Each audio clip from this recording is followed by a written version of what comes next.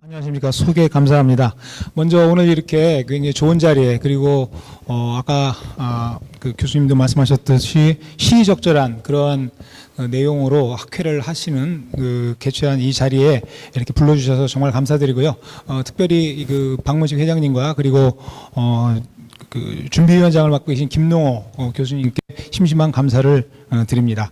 먼저 오늘 제가 준비한 내용은 이 창조질서의 관점에서 본 신종 감염병의 출현과 면역체계의 변화라고, 좀 타이틀이 좀 거창합니다. 거창한데 이 짧은 시간 안에 이 많은 이야기들을 실은 하기엔 좀 어려움이 있기 때문에 이걸 어떻게 좀 잘 간추려서 이야기를 해야 되는데, 제가 준비한 내용으로 하여간 해보도록 하겠습니다.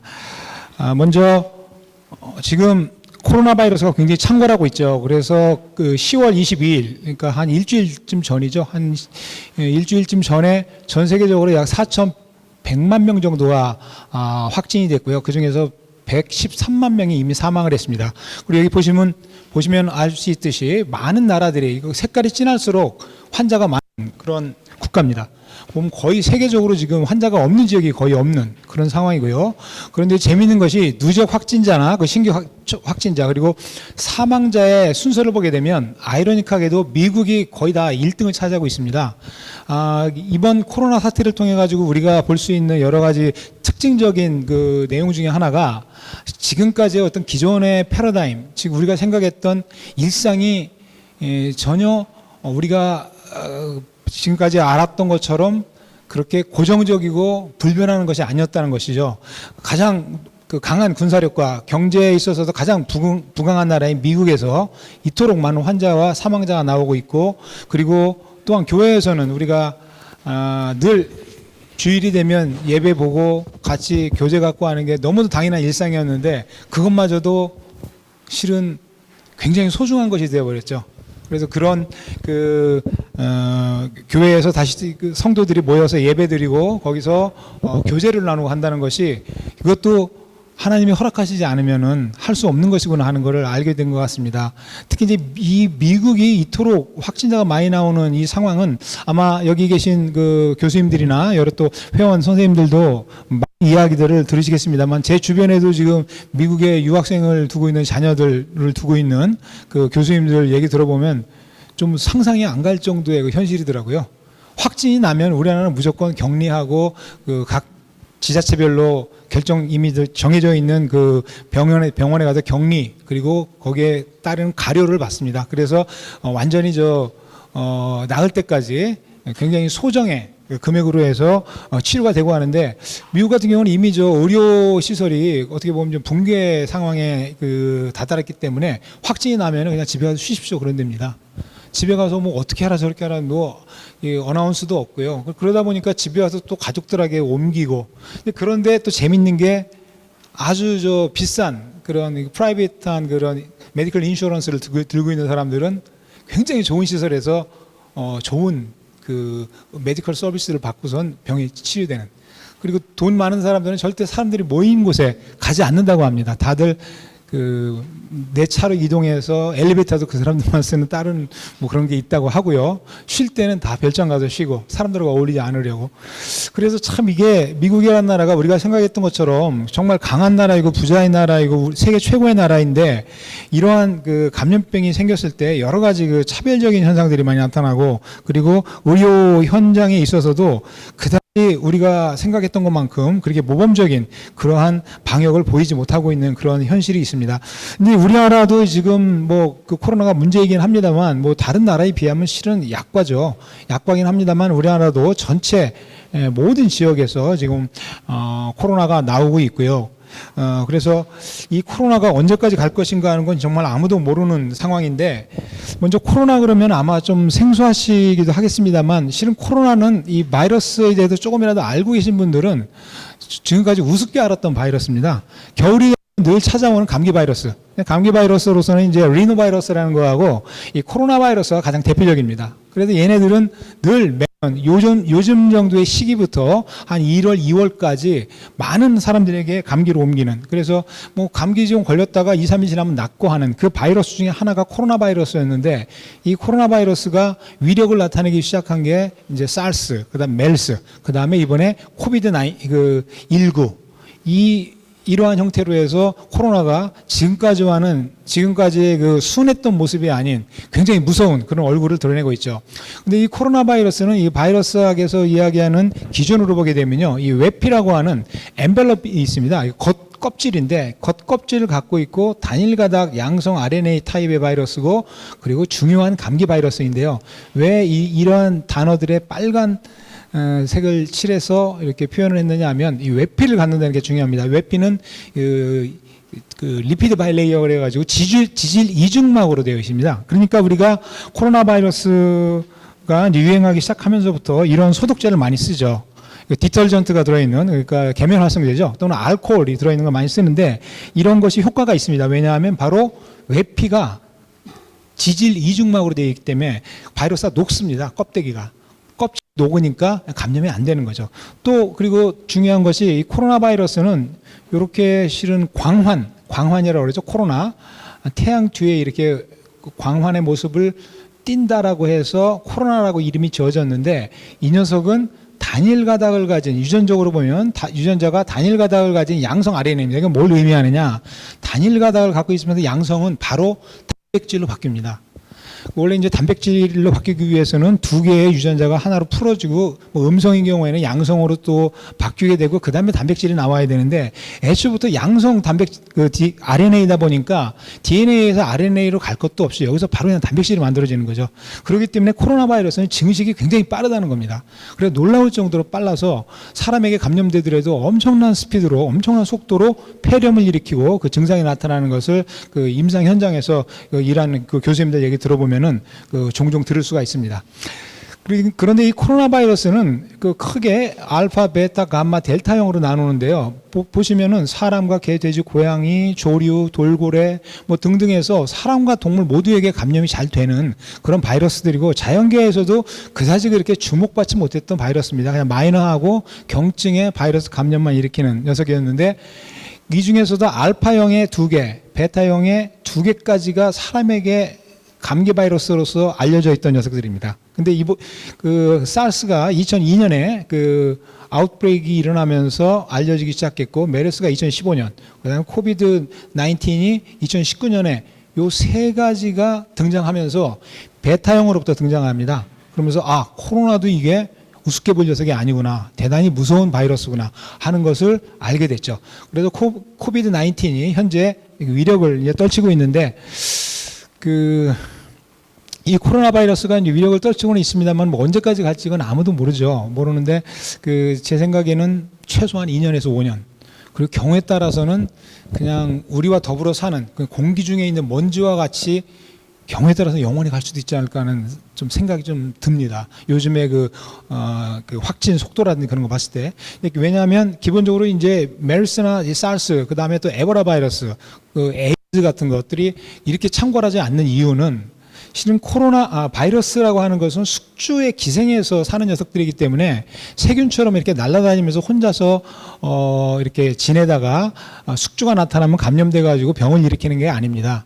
얘네들은 세균과는 달리 영양 조건이 아무리 좋아도 숙주 세포에 들어가지 않으면 바이러스로서 위력을 발휘하지 못합니다. 그리고 바깥에 나와 있으면 대부분 오랜 시간 버티지 못하고 다 죽게 되죠. 자외선이나 그다음에 온도 뭐 등등의 여러 가지 이유로 해도 죽게 되는데, 이상하게도 이 코비드 19은 사르스나 메르스, 그다음 에이즈 바이러스, 에보라 바이러스 이런 것처럼 숙주 관리만 잘 해주면은 이것이 더 이상 전파되지 않고 사라지고 하는데, 이 코비드 19은 현재 숙주 관리를 잘 하고 있음에도 불구하고 굉장히 전파 속도가 빠르다는 거죠. 그래서 아마도 이걸 다 없애기에는 정말 거의 뭐 불가능에 가깝지 않을까. 이제 백신 개발이 이야기가 나옵니다만, 백신도 가능은 할 겁니다, 이론적으로. 그런데 앞으로 이 녀석들이 또 어떻게 변할지 몰라요. 왜냐하면 RNA 타입의 바이러스들은 변이가 무척 심합니다. 그래서 에이즈 바이러스가 1981년에 발견이 되고 나서 현재까지 벌써 40년 넘게 연구를 하고 있는데 엄청난 돈을 퍼부었습니다. 특히 이제 미국에서는 에이즈 환자가 굉장히 많이 급증했고, 어떻게 할렘가라든지 그런 데 굉장히 많이 나오고 있죠. 그래서 어떻게든 에이즈를 없애려고 했는데 백신이 안 나와요. 뭐 미국의 NIH 같은 데서는 에이즈 가지고 연구만 한다고 하면은 그냥 무조건 연구비를 주다시피 했습니다. 한 20-30년 동안을. 그럼에도 불구하고 백신 못 만듭니다. 물론 항바이러스제 불가능합니다. 지금도 에이즈 바이러스에 걸려놓으면은 한 주먹 되는 약을 하루에 2번씩 이렇게 먹어가면서 그냥 만성질환의 의미로 요즘 받아들이죠. 그냥 같이 더불어 살아가는 바이러스로. 근데 코로나도, 코비드-19, 이 코비드-19도 아마 그렇게 될 가능성이 있지 않을까 하는 좀 우려가 됩니다. 근데 어쨌든 이 코로나 바이러스는 사람과 동물에게 함께 감염되는 그런 특징을 가진 녀석들이고, 코비드-19도 역시 마찬가지입니다. 그래서 특히 코로나 바이러스 중에서 급성 호흡기 증후군을 일으키는 녀석들을 이제 우한 바이러스, 이게 코비드-19입니다. 그다음 메르스, 사르스가 대표적인 것으로서 분류가 되는데, 뭐 다 여기 나와 있는 것 중에 주목해야 될 게, 사르스는 박쥐로부터 시작이 돼서 왔고요. 그다음에 사양 고양이를 통해서 사람에게 온 것으로 지금 추정을 하고 있습니다. 근데 메르스는 박쥐로부터 낙타를 통해 가지고 사람에게 왔다고 보고요. 그리고 우한 폐렴이라고 초창기에 불렸던 이 코비드-19는 박쥐 또는 청갑산이 숙주가 중간 매개체가 되지 않을까라고 지금 현재 추정을 하고 있습니다만은, 정확한 건 아직 모릅니다만 이 박쥐나 낙타가 관련되어 있다는 걸 알 수 있고, 이 세 중증 급성 호흡기 증후군을 일으키는 바이러스들이 다 동물을 통해서 매개가 됐다는 것이 중요합니다. 그런데 또 중요한 것이, 백신이나 치료제는 어떤 바이러스도 현재 없는 상황이죠. 그래서 아까 말씀드렸다시피 사르스는 박쥐를 통해서 사양고양이를 통해 가지고 사람에게 온 것 같고, 그다음 메르스는 박쥐, 낙타, 그래서 신종 코로나라고 불리우는 코비드-19는 박쥐, 청갑산 또는 뭐 다른 게 있을까라고 지금 추정을 하고 있는데, 중국에서 이제 시작이 됐죠. 우한 지역에서. 근데 우한 지역에 보게 되면 이렇게 뭐 좀 보기도 징그럽습니다만 거북이, 뱀, 뭐 등등 파충류 여러 가지 동물들을 이렇게 많이 판다고 합니다. 시장에서.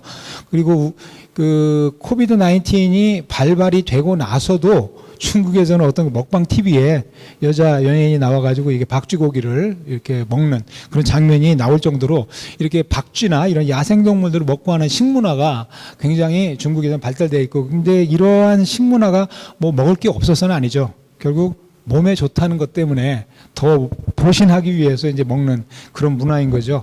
그래서 이러한 지역에서 불필요한, 원래는 자연스러운 상태에서는 있어서는 안 될, 또 있기가 어려운 그런 여러 야생 동물들과 사람의 접촉이 빈번하게 이루어지고 있다 하는 거죠. 그리고 또 한편 이렇게 쭉 보시게 되면 여러 가지 바이러스들이 이제 역사적으로 이렇게 사람들을 괴롭혀 왔는데요. 여기 이제 에이즈 바이러스는 빠졌습니다. 왜냐하면 사망자가 좀 적기 때문에 빠졌는데, 뭐 여러 가지 라사 바이러스라든지 에보라 바이러스, 그다음에 핸드라 바이러스, 그다음에 니파 바이러스, 뭐 요즘 최근에는 사르스와 메르스, 그리고 지금은 이제 코비드-19인데 보면은요, 숙주가 되는 매개체가 되는 녀석들이 대부분 다 동물입니다. 자, 그럼 왜 인간과 야생동물은 바이러스를 서로 주고받고 옮길 정도로 가까워졌을까? 원래는 가까워질 필요가 없는 아이들이죠. 박쥐도 산속에서 살다가 야간에만 나와가지고 사냥하고, 낮에는 이렇게 동굴에 숨어서 지내고 하는 녀석들인데, 왜 이렇게 사람과 야생동물이 가까워졌을까? 잘은 모르겠습니다만, 먼저는 환경 파괴와 지구 온난화 때문에 동물들의 서식처가 많이 파괴됐습니다. 서식처가 파괴됨과 동시에 먹이가 많이 줄었죠. 그런 상황에서 또 인간들은 적극적으로 자연계에 침입을 하고 있습니다. 그래서 접촉기회가 많아져요. 자, 그럼 인간들은 왜 침입을 할까요? 여러 가지 이유가 있겠습니다만, 먼저 들 수 있는 것 중에 하나가 아까 우한 지역에서 나왔듯이 야생동물을 잡아다 팔면 몸에 좋으니까 비싸게 팔 수 있다 하는 걸로 해서 돈벌이를 위해서, 사냥을 위해서 가는 경우도 있고, 또 하나는 관광입니다. 관광지가 좋다, 자연이 좋다 그러면 그게 돈이 되기 때문에 거기에다가는 터널을 뚫고, 뭐 그 다음에 어떤 다리를 만들고, 주차장을 세우고 음식점을 만들고 해가지고 그 자연은 안쪽으로 들어가게 되는 거죠. 그 다음에 세 번째로는 농산물 생산이 또 목적입니다. 그래서 돈이 되는 식량 자원을 생산하기 위해서 야생 지역을 나무를 남벌을 하고 거기다가 농토를 만들어 가지고 거기에서 그 지역민들에게 아주 싼 값으로 노동력을 제공받고 거기로부터 돈이 되는 식량을 사서 식품으로도 활용을 하고 경우에 따라서는 목면도 생산하고 하는 이런 일들을 하는 거죠. 그러다 보니까 자연적으로 야생동물과의 접촉 기회가 많아지죠. 그래서 결국 야생동물로부터 인간으로 옮겨오는 바이러스의 감염의 기회는 증가될 수밖에 없다는 거죠. 자, 그런데 이 코로나 바이러스 중에서 이 사르스 바이러스가 연구가 많이 됐었는데요. 지금 뭐 굉장히 코로나19도 연구가 많이 되고는 있습니다. 하지만 아직 1년 정도밖에 안 됐기 때문에 굉장히 많은 데이터들이 나오고 있지는 않은데, 이 사르스의 경우에 보시면은 제가 근데 백신도 실은 쉽지 않을 거라는 생각이 좀 드는데, 이 코비드19도 사르스가 같은 코로나 바이러스이기 때문에 사르스의 예를 가지고 설명을 해보면요, 여기 화살표, 거꾸로 된 화살표로 보이는 이 부분이 이 사르스 바이러스가 가진 유전자에서 이게 뮤테이션 사이트입니다. 즉 돌연변이가 일어날 수 있는 지역을 표시합니다. 그 사이트 보세요, 엄청 많죠, 유전자에. 그리고 단백질 수준에서 보면 역시 단백질 수준에서 무수한 위치가 다 돌연변이가 일어날 수 있습니다. 근데 이 돌연변이 중에서 어떤 돌연변이는 별로 의미가 없는 것도 있고, 어떤 돌연변이는 감염의 성격을 완전히 바꿀 수가 있는, 비록 백신이 개발되고 항바이러스가 개발된다 할지라도 그것들을 빠져나갈 수 있는, 에스케이프 할 수 있는 그러한 부위들이 많이 포함되어 있다는 얘기죠. 근데 사르스에서는 이제 그런 것들이 많이 보고되어 있는데, 아직까지 다행스럽게도 코비드19에 있어서는 그러한 돌연변이 위치가 많이는 안 나오고 있습니다. 지금 미국의 모더나라고 하는 회사에서 파이저하고 거기서 좀 백신을 만들고 있죠. 그래서 빠르면 12월, 늦어도 내년 1, 2월에는 쓸 수 있게 되지 않을까라고 기대는 하고 있습니다만, 지금 또 얘기에 의하면 한 6개월 정도 늦춰질 것 같다고 하고요. 근데 모더나라고 하는 회사에서 만들었던 백신이 이 코비드19의 이 스파이크 단백질이라고 하는 이 단백질, 여기가 우리 몸에 특히 폐에 상피세포하고 결합하는 그 부위입니다. 그래서 여기에 대한 항체를 만들어서 항체로 여기를 덮어 씌우면 이 바이러스가 결합이 안 되니까 바이러스를 감염할 수 있다 해서 백신을 이렇게 만들고 있습니다. 이 부위를 인식할 수 있는 항체를 유도해낼 수 있는 백신을 만드는 거죠. 그런데 연구를 하다 보니 D614G라고 하는 이 지역에 돌연변이가 생기는 걸 알아냈습니다. 그런 환자로부터 추출한 불리한 바이러스에 여기에 돌연변이가 있는 바이러스를 환자로부터 이제 추출해냈죠. 그래서 야, 이거 큰일 났다, 이렇게 인접한 지역에서 돌연변이가 일어나면 이 구조가 바뀌어가지고 항체가 만들어져도 의미가 없는 거 아닐까라고 생각을 했는데, 이 부분이요, 딱 보면 아미노산 딱 하나입니다. 하나가 바뀌는 거예요. A가 G로 바뀌는 겁니다. 그러니까 어떤 큰 변화, 바이러스가 우리 인체에 영향을 미칠 수 있는 큰 변화를 유발하는 데 있어서 많은 변화나 많은 노력이 필요 없다는 얘기죠. 하나의 아미노산만 가지고도 충분하다는 얘기입니다. 근데 다행히 이 경우에는 변화가 생기는데 항체가 여기를 인식할 수 있는 데에는 그다지 영향을 주지 않는 것 같다 해가지고, 이제 9월 8일 날, 이게 금년도 9월 8일 날 네이처에 이게 발표가 됐습니다. 그래서 이거 가지고 다들 안도를 했죠. 잘하면 유효한 백신이 만들어질 수 있겠다. 자, 그런데 이쪽이나 다른 쪽에서 돌연변이가 생길 가능성은 여전히 남아있다는 얘기죠. 계속 사람들에게 감염이 돼가면서 이게 어떻게 변할지 모르는 그런 위험 요소는 아직도 지니고 있다는 겁니다. 자, 그리고 이게 이제 코비드19에 관한 이야기고요. 그다음 이 면역이 뭐냐? 면역은 우리 몸을 지켜주는 가장 중요한 우리 몸의 전사들입니다. 그래서 면역은 이뮤니티라고 얘기하는데, 이뮤니타스라고 하는 라틴어 면제받다라는 그런 또는 에스케이프라고 하는 회피하다 하는 뜻에서 유래를 한다고 합니다. 그래서 그런 의미에서 이 면역은 질병으로부터 회피하는 그런 작용을 이야기하는데, 우리 몸에 있는 골수, 뼈 속에서 만들어집니다. 모든 세포들이. 그래서 이 세포들이 작용을 해서 미생물을 억제하고 암을 막아주고 염증을 조절하고, 그 이외에도 심혈관계 질환, 내분비계 또는 뇌 쪽에 관련된 질환들, 또 백신의 효능, 또 자가면역자, 이런 것들을 다 조절해주고 우리 몸이 정상적으로 움직일 수 있도록 도와주는 게 면역 체계입니다.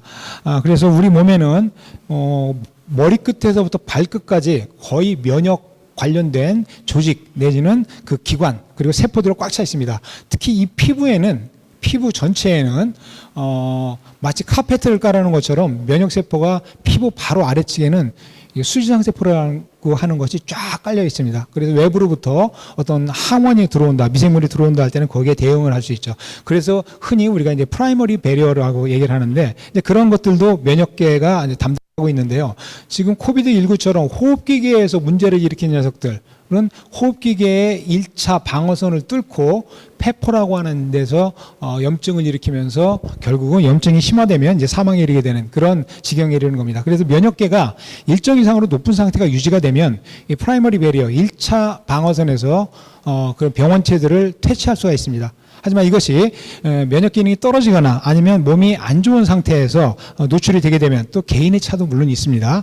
그렇게 되면은 이 프라이머리 배리어 1차 방어선이 뚫린 상태에서는 이제 감염이 성립되게 된다는 거죠. 그래서 이런 인체 방어가 이게 상당히 면역계에 의해서 이루어지는 그 인체 방어가 참 오묘한 게, 저도 이제 원래 전공이 면역학입니다만, 야, 이렇게까지 면역계를 이렇게 하나님이 정교하게 만들어 놓으셨나 싶을 정도로 정말 정교합니다. 그래서 보통 우리 그 전 인류에는 세균과 바이러스가 거의 뭐 셀 수 없이 많죠. 그리고 우리 몸에서 질병을 일으킬 수 있는 그런 독성 물질이나 그런 병원체들 약 200만 개에서 300만 개 얘기를 합니다. 그런데 20만 개 정도가 된다고 그래요. 가능성이 있는 게. 근데 우리 몸에서 방어해낼 수 있는 그런 경우의 수를 보면은 면역 체계가 10의 19승계의 항원까지 방어가 가능합니다. 거의 뭐 19승계 경에 해당하는 그런 숫자죠. 그래서 경이로운데 이 면역 조직이 그런데 요즘 많이 상하고 있습니다. 많이 상해서 여러 가지 요인, 사회적 스트레스, 뭐 음주, 흡연, 뭐 알코올 중독, 약물 중독, 노화 이 등등에 의해 가지고 또 환경적인 요인, 환경의 오염, 그리고 약물 남용, 뭐 방사선 동위원소들 이런 것에 의해 가지고 면역력이 저하되고, 면역력이 저하된 상태에서는 이러한 질병에 노출이 돼서 지금 현재 굉장히 이런 질병들이 많이 증가하고 있는 상태입니다. 참고로 또 면역 저하 환자가 우리나라에 있어서 어느 정도 이게 큰 변화가 있나 보면요. 자, 참고로 한국인의 키를 보면요. 1979년에 약 평균이 남성이 166cm였습니다. 그런데 2015년에 174cm가 돼요. 그러니까 굉장히 많이 커졌죠. 거의 8cm 이상 평균 신장이 커졌습니다. 여성도 마찬가지고요. 그리고 연령별로 보면은 이게 60세, 50세 이렇게 되는데 20세, 30대 초반만 해도 거의 키가 지금 평균 키가 175입니다. 이 정도로 굉장히 덩치가 좋아졌죠. 몸무게도 물론 늘어났고요. 그리고 굉장히 또 중요한 건 남성들이나 여성들이나 할 것 없이 피부가 무척 또 좋아졌고요. 영양 상태가 좋은 거죠. 그런데 희한하게도 알레르기는 계속 증가합니다. 알레르기 환자 숫자 보세요. 점점 늘어나고 있고, 또 어른들의 면역 질환이라고 하는 대상포진 계속 늘어납니다. 이렇게 체격은 커지고 있는데 면역 기능은 지금 떨어지고 있다는 얘기죠. 특히 알레르기 중에서 이쪽에 나오는 알레르기 비염은 이거는 공기 그 청결도와, 그리고 또 하나는 그 사람이 갖고 있는 면역 체계의 유전적인 특성에 기인합니다. 근데 그것들이 많이 약해져 있다는 얘기죠. 그래서 이게 면역 체계가 지금 많이 사람들이 떨어져 있구나. 그러니까 감염병에도 약해질 수밖에 없는 하나의 예로서, 원래 그 결핵 같은 게 6.25 전쟁 이후에 이제 굉장히 창궐을 했었고, 돈이 없는 나라에서 많이 생기고 못 먹고 못 사는 사람들이 많이 걸려서 죽는다 하는 질병이었습니다. 그래서 GDP와 역비례해서 하는 것이 결핵으로 알려져 있어요. GDP가 올라가면 결핵은 떨어집니다. 근데 우리나라는 GDP가 지금 거의 600배 이상이 올라갔죠. 그런데 결핵 환자는 줄지 않아요. 1년에 결핵 환자가 3만 4천 명이 신규 환자가 나옵니다. 그중에서 결핵과 관련해서 사망하는 인구가 코비드 19보다 더 많아요. 3천 명이 죽습니다. 그리고 인플루엔자만 해도 2,500명이 죽어요. 인플루엔자 독감 때문에 1년에. 근데 어쨌든 간에 GDP가 이렇게 올라가고 굉장히 좋은 위생 상태에서 좋은 영양을 섭취하고 있음에도 불구하고 우리 몸의 면역 체계는 그다지 건실하지 않다는 겁니다. 뭔가 겉보기만 좋은데 내실화가 안 돼 있다는 얘기죠. 뭐 거기에 대해서는 영양학적으로 여러 가지 또 이야기들이 있습니다만 시간이 없어서 그 말씀 드리기 어렵고요. 지금 이제 유행하고 있는 코로나19 아니 지구의 경고일까? 그리고 또 많은 분들이 하나님으로부터의 인류의 그 재림이기도 하며 예수 재림의 시작이다라고도 얘기하시는데, 그거는 이제 잘은 모르겠습니다. 근데 어쨌든 그냥 범상한 그런 움직임은 아닌 것 같아요. 그래서 천연두, 패스트, 콜레라 해가지고 인류 역사상 보게 되면 이런 감염병들이 창궐했습니다. 이게 원이 클수록 사망자가 많이 남았던 건데요. 특히 인플루엔자와 관련된 팬데믹만 보더라도 이렇게 많이 죽었는데 이런 것도 뛰어넘어서 이제 인플루엔자만 좀 다른 코로나 바이러스가 약 113만 명을 죽이고 있고 앞으로도 몇 명을 더 사망에 이르게 할지 알 수 없고 이것이 어느 정도의 원의 크기로 발달할지도 지금 현재로는 미지수입니다. 이런 상황인데 자, 성경에서 보게 되면 감염병에 대한 많은 이야기가 나옵니다. 그 중에서 보면 제가 이제 말씀드리고 싶은 것은 다윗이 3회 하에 보게 되면 다윗이 승승장구하면서 전쟁에도 이기고 왕이 돼가지고 정말 아주 기구만장할 때 백성의 수를 세기 시작하죠. 결국 내가 얼마나 많은 군인을 가질 수 있나, 전쟁에 났을 때는 어떻게 내가 그 사람들을 활용할 수 있나 하는 것을 준비하기 위한 거죠. 좋게 말하면 준비하기 위한 건데 좀 나쁘게 말하면 과시를 하고 싶었던 거죠. 그럴 때 이제 하나님으로부터 벌이 떨어지죠. 그래서 뭐 어떤 벌을 받을래 했더니 택한 것이 감염병으로 해주세요 해가지고 감염병에 걸리죠. 그래가지고 그 당시에 한 7만 명 정도가 뭐 사망했지 않나. 지금으로 따지면은, 지금의 인구로 따지면 그 정도 얘기를 합니다. 그런데 이때 이 다윗의 그 인간적인 오만함이 이제 하나님이 아닌 자기 자신에 의존하고 현실에 의존하고 어떤 힘에 의존하려는 그런 가치가 이제 마음속에 들어오게 되죠. 그럴 때 하나님으로부터 징계가 떨어지고 잘못을 일깨웁니다. 그런데 다윗은 또 회개를 잘하는 사람이잖아요. 회개를 하고 회복이 됩니다. 결국 여기서 보면은 성경에 나타나는 전염병에서 다윗의 예를 보게 되면은 감염병이라고 하는 것이 그냥 목을 지키고 벌을 주시기 위한 게 아니라 결국은 회개와 회복의 목적이었다는 것이죠. 10개로 이렇게 대변되는 이 출애굽기를 보더라도 바로가 계속 출애굽을 안 해주죠. 이스라엘 민족들을 풀어주지 않습니다. 그럴 때 네 번째 재앙까지 갔음에도 불구하고 버텨요. 그리고 다섯 번째 재앙이 이제 가축들이 다 죽는 가축의 전염병입니다만 가축 전염병에 의해서 다 죽게 만들죠. 그럴 때 계속 불순종을 해요. 그러다가 여섯 번째 재앙으로 이어지는 이때도 기회를 주신 겁니다.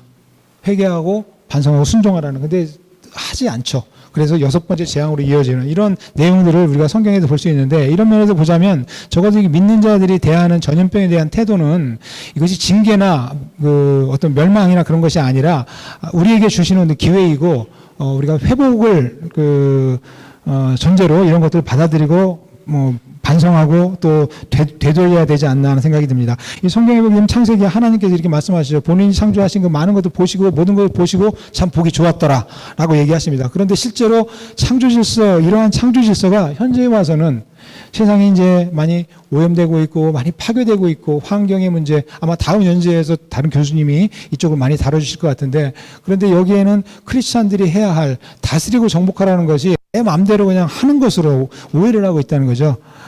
그러다 보니 피조물들은 다 탄식합니다. 인간도 탄식해요. 면역력은 떨어지죠. 자꾸 감염병 새로운 게 오죠. 그래서 지금은 각성과 회개 그리고 결단이 필요한 시기다라고 생각이 됩니다.